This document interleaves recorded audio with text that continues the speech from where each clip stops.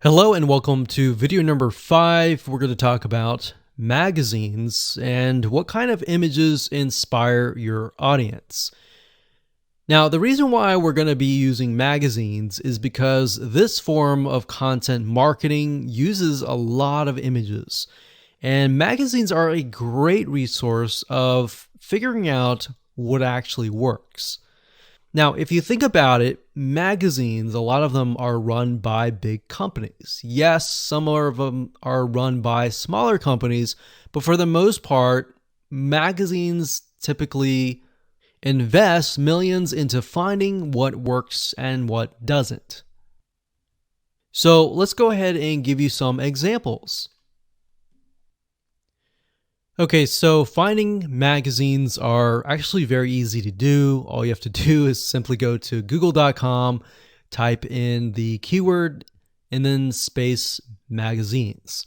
So in this case, we're going to stick with knitting. So we got knitting magazines. And as you can see, there are all sorts of knitting magazines here. Now, what we're trying to look for here are patterns, similar things.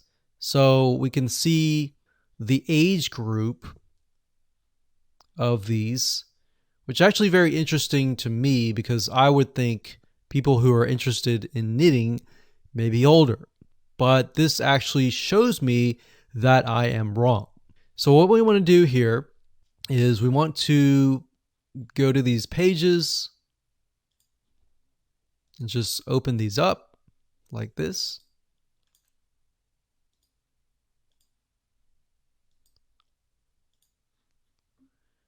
And let's just take a look at a few. Okay, so now that I've opened up these magazines in different windows, you'll notice one thing in common. They will tell you about the magazine, they'll give you some reviews, but it won't really allow you to look inside of the magazine. Now, the reason why I open these up is because what we do is we dig deeper. So Knit Simple Magazine, what I do is right click on search Google for this. So we'll search Google for this. We'll scroll down until we find the website. So if we scroll down, we can see it is knits or knitsimplemag.com. We're going to go to this page and here we are. So when we're at the actual website, they are going to show you even more images inside of the magazine. So that's kind of a hack and different way to dig a little bit deeper. So we can see that it's very colorful in terms of images. They use a lot of blues. I've noticed that with the Spruce website, and then of course this one here.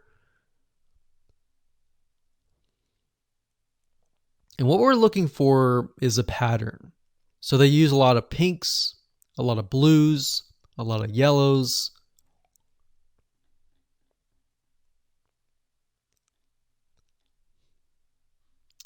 And we can dig deeper, like so.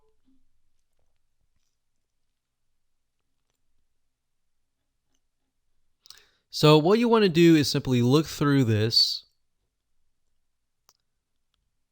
and get a better idea of the different images, the different colors that stand out. All right, so I'm going to close this down. I'm going to go to the next one. This one is Interweave Knits Magazine. I'm going to do the same exact thing. We're going to right click, do a search on Google, and see if they have a website. And this one looks similar. So we're going to go over here. So it looks like they are covering a wide variety of different topics, but this one here gives us an idea of the coloring, the patterns, even the demographics.